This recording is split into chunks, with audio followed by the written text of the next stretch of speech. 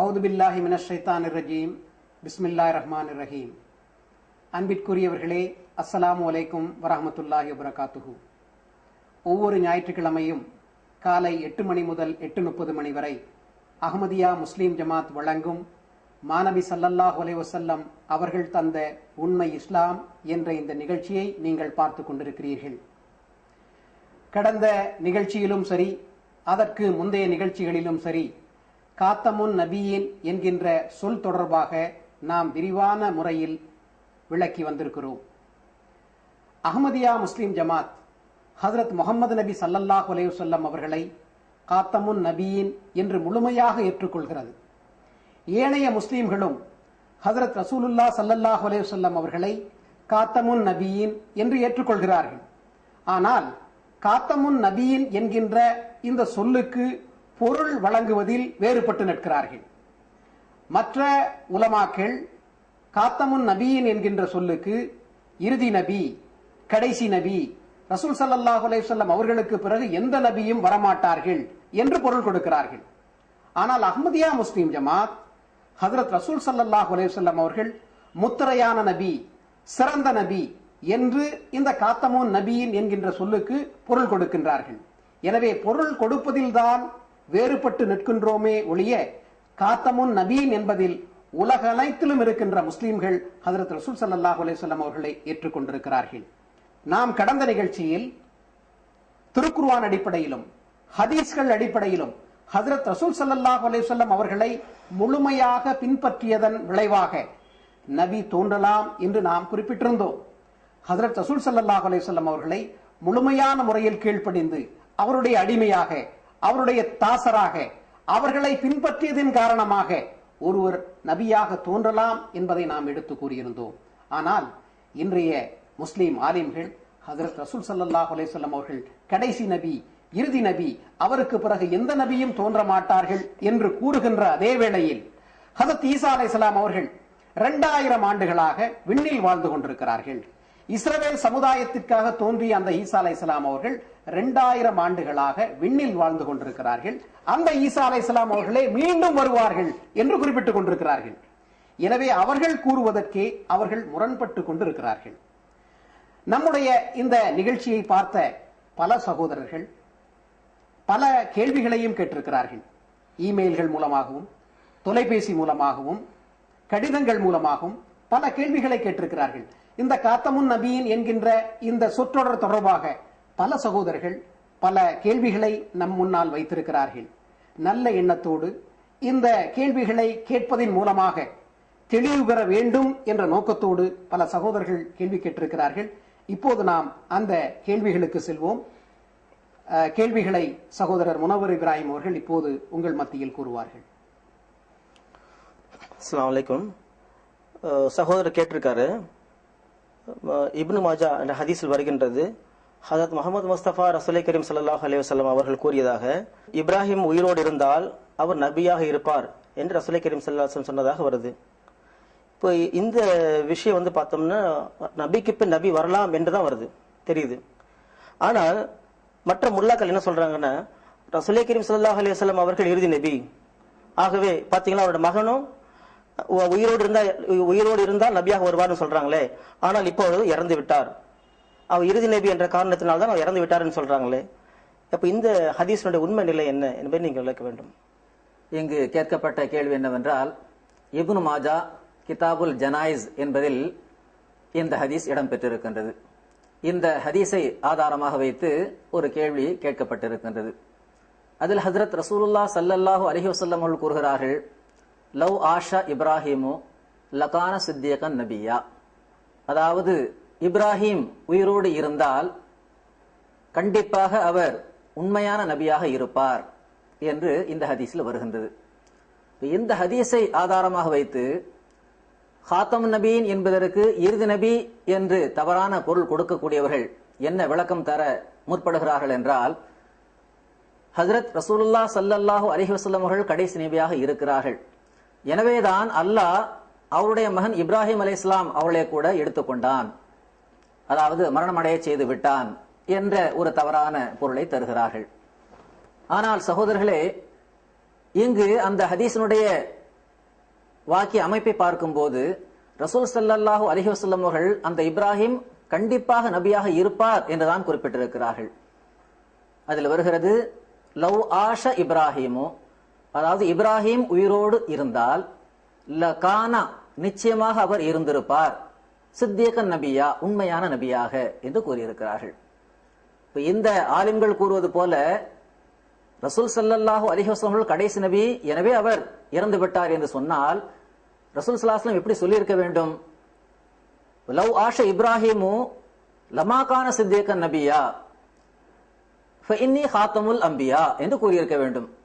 இதன் பொருள் என்னாகும் என்றால், இந்த இப்ராஹிம் உயிரோடு இருந்தால் அவர் நிச்சயமாக நபியாக இருந்திருக்க முடியாது, ஏனென்றால் நான் ஹாத்தமுன் நபீன் என்ற கடைசி நபியாக இருக்கிறேன் என்ற ஒரு வார்த்தையை இங்கு ரசூல் ஸல்லல்லாஹு அலைஹி வஸல்லம் அவர்கள் நமக்கு பயன்படுத்தி காட்டியிருக்க வேண்டும். அப்போ ஹாத்தமுன் நபீன் என்பதற்கு கடைசி நபி என்ற பொருள் இந்த முல்லாக்கள் கொடுக்கிறார்கள் என்றால், அங்கு கொடுக்க வேண்டிய ஒரு பொருத்தமான இடம் இந்த இடம்தான்.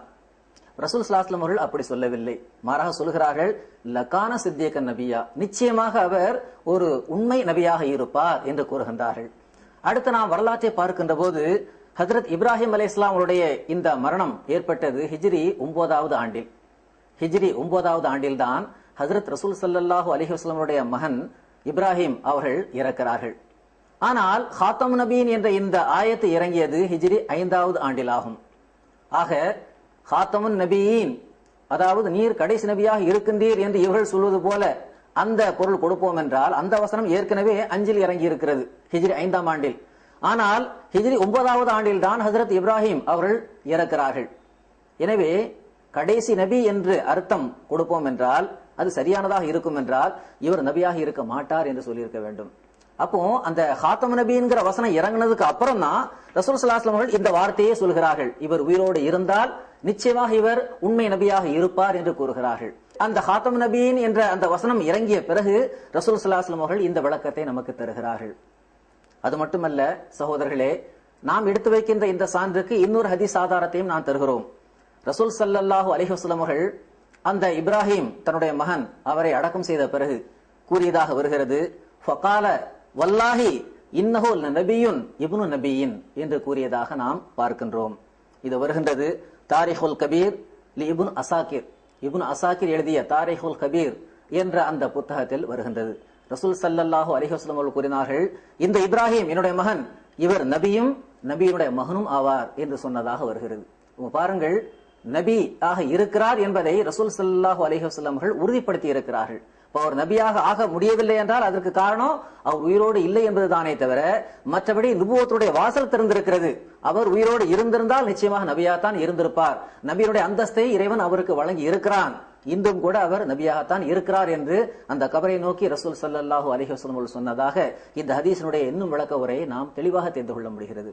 எனவே முஸ்லிம் சகோதரர்களே, எந்த ஹதீஸை எடுத்து வைத்தாலும் சரி, இவர்கள் அதனை வைத்தே ரசூல் ஸல்லல்லாஹு அலைஹி வஸல்லம் கடைசி நபி என்று நிரூபிக்க முயல்கிறார்கள். ஆனால் அந்த கருத்து அந்த ஹதீஸிலிருந்து ஒருபோதும் நிரூபணம் ஆவதில்லை என்பது மட்டுமல்லாமல் அதற்கு நேர் மாற்றமான, உண்மையிலேயே அவர் நபியாக இருப்பார், எனக்கு பிறகு நபி இருக்க முடியும், தோன்ற முடியும், தோன்பதற்கான சாத்திய கூறுகள் இருக்கின்றன என்பதை விளக்கக்கூடிய பல்வேறு கருத்துகள் தான் ஹதீஸுகளிலிருந்து நாம் தெரிந்து கொள்ள முடிகின்றது.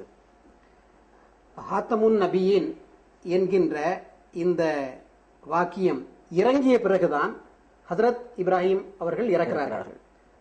ஹஜ்ரத் ரசூல் ஸல்லல்லாஹு அலைஹி வஸல்லம் அவர்களுடைய பாசமிகு மகன் இப்ராஹிம் இறப்பதற்கு முன்பாகவே இறைவன் இந்த காத்தமுன் நபியின் என்கின்ற இந்த வாக்கியத்தை இறக்கியிருக்கிறார். அப்ப அதற்கு இறுதி நபி ரசூல் ஸல்லல்லாஹு அலைஹி வஸல்லம் அவர்களுக்கு பிறகு யாரும் தோன்ற மாட்டார்கள் என்று சொன்னால், ஹஜ்ரத் இப்ராஹிம் உயிரோடு இருந்தாலும் அவர் நபியாக இருந்திருக்க மாட்டார் என்று ரசூல் ஸல்லல்லாஹு அலைஹி வஸல்லம் அவர்கள் சொல்லி இருக்க வேண்டும். ஆனால் ரசூல் ஸல்லல்லாஹு அலைஹி வஸல்லம் அவர்கள் இப்ராஹிம் உயிரோடு இருந்திருந்தால் அவர் சித்திகான ஒரு நபியாக இருந்திருப்பார், உண்மையான ஒரு நபியாக இருந்திருப்பார் என்று ரசூல் ஸல்லல்லாஹு அலைஹி வஸல்லம் அவர்கள் மிக தெளிவான முறையிலே விளக்கி இருக்கிறார்கள். அன்பிற்குரியவர்களே, அஹ்மதியா முஸ்லிம் ஜமாத் ஹஜ்ரத் ரசூல் ஸல்லல்லாஹு அலைஹி வஸல்லம் அவர்களை ஷரியத்துடைய இறுதி நபி என்று ஏற்றுக்கொள்கிறது. ஹஜ்ரத் ரசூல் ஸல்லல்லாஹு அலைஹி வஸல்லம் அவர்கள் ஷரியத் கொண்டு வந்த இறுதி நபி, இதில் மாற்று கருத்துக்கு இடமே இல்லை. திருக்குர்ஆன் இறுதி வேதம், இதில் எந்தவித சந்தேகமும் இல்லை. ஆனால் அஹ்மதியா முஸ்லிம் ஜமாத் என்ன கூறுகிறது என்று சொன்னால், ஹஜ்ரத் ரசூல் ஸல்லல்லாஹு அலைஹி வஸல்லம் அவர்களை முழுமையாக பின்பற்றி, அவர்களுடைய அடிச்சுவட்டை முழுமையாக பின்பற்றி, அவர்களுடைய நுபுவத்தினுடைய சாயலாக அவர்களை பின்தொடர்ந்து நபி வரலாம் என்று நாம் கூறுகின்றோம். திருக்குர்ஆனிலும் இதற்கு ஒரு ஆதாரங்களை நாம் எடுத்து வைத்தோம். நபி வரலாம் என்பதற்கு திருக்குர்ஆனில் இருந்து பல வசனங்களை நாம் எடுத்து வைத்திருக்கிறோம். இன்னும் சொல்ல போனால் திருக்குர்ஆனினுடைய வசனங்களையும் நாங்கள் எடுத்து வைத்திருந்தோம்.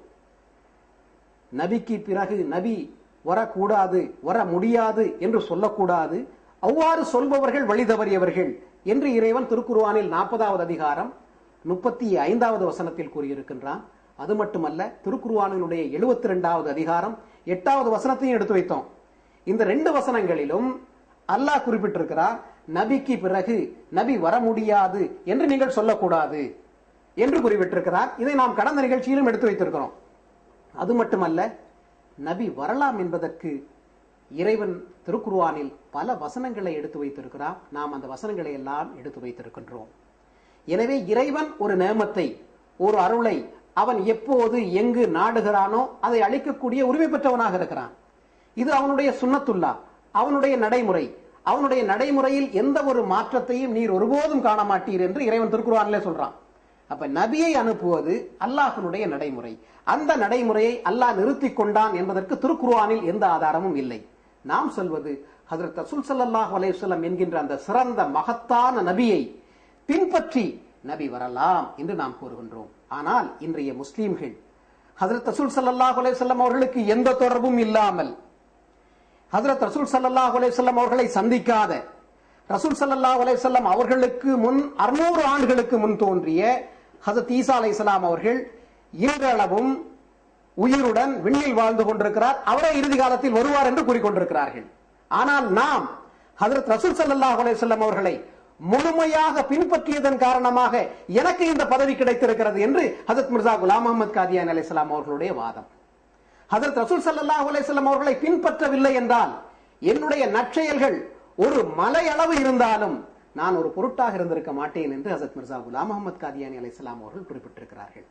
எனவே அன்பிற்குரிய இஸ்லாமிய சகோதரர்கள் நடுநிலையோடு இருந்து சிந்திக்க வேண்டும். திருக்குர்ஆன் அடிப்படையிலும் ஹதீஸ்கள் அடிப்படையிலும் தான் நாம் ஆதாரங்களை எடுத்து வைத்திருக்கிறோம். இப்போது இப்னு மாஜாவிலிருந்து ஒரு சகோதரர் கேள்வி கேட்டிருக்கிறார். அதற்குரிய பதிலை நாம் எடுத்து வைத்திருக்கிறோம். இப்ராஹிம் உயிரோடு இருந்தால் அவர் ஒரு சித்திகான நபியாக, உண்மையான நபியாக இருந்திருப்பார் என்று ரசூல் ஸல்லல்லாஹு அலைஹி வஸல்லம் அவர்கள் குறிப்பிட்டிருக்கிறார்கள். ஆனால் அது அப்படியே உல்டா செய்து விட்டார்கள். எவ்வாறு கூறுகிறார்கள்? அதனால் தான் அவருக்கு மரணமே ஏற்பட்டிருக்கிறது, அதனால் அவர் கடைசி நபி என்ற கருத்தை கூறுகிறார்கள். இங்கே மௌலவி சாஹிப் அவர்கள் மிக அழகான முறையில் அதனை விளக்கியிருந்தார்கள்.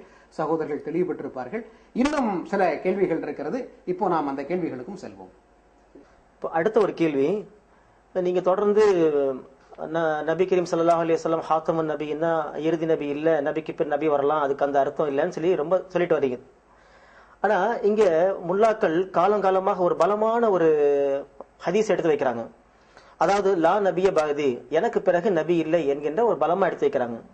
அப்போ இதற்கு நீங்க என்ன பதில் தரீங்க? இதுக்கு என்ன விளக்கம் தரீங்க?